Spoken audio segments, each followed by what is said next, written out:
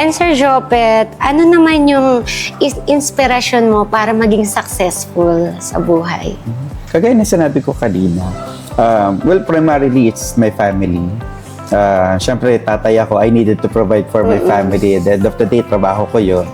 Pangalawa, marami sa atin, alam natin, kaya natin maging successful eh. Alam mo lang yung nawawala, yung responsibility.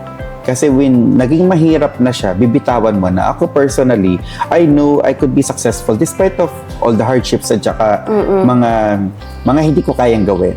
Pero I just believe in myself na alam ko maging successful ako. Pero hindi ako yung natutulog la tapos alam ko magiging successful ako. I take it to myself that it's my responsibility to succeed. Na okay, hindi ako successful pa ngayon, at least financially, no? At least on the financial aspect.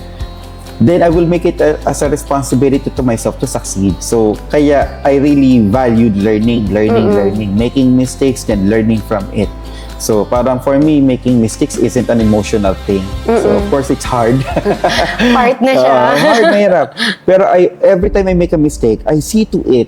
I really tried my best to just put a data entry into it. Okay, nagkamali ako dito. I lost this much. Bakit?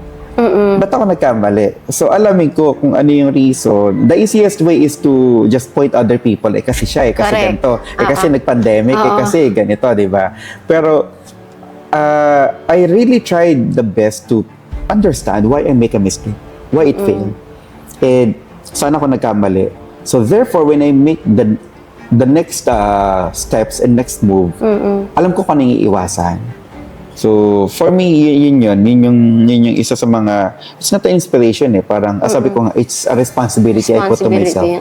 Kapag nagkamali ako, okay, biyak ako, masakit, o sige, magdamdam ka, pero make sure mga 1 to 2 days lang yan, mga ganyan. Then after that, go work again. Kasi may responsibility ako sa pamilya ko, may responsibility ako sa sarili ko, at may responsibility ko sa mga empleyado ko din.